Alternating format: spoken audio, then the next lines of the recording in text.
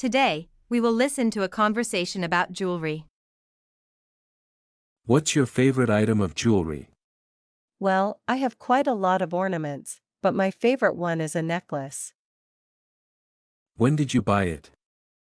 I don't remember exactly when, but I guess I bought it years ago.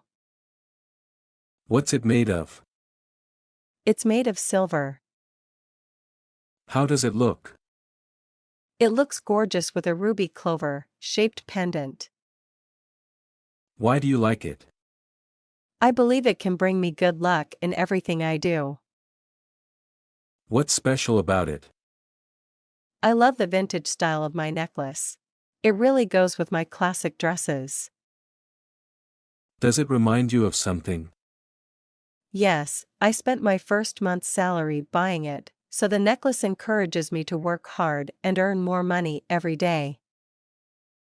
How much does it cost? Around $400 if I'm not mistaken. Do you usually wear it? Yes, I just wear it all the time. I'll be missing it if I don't see it.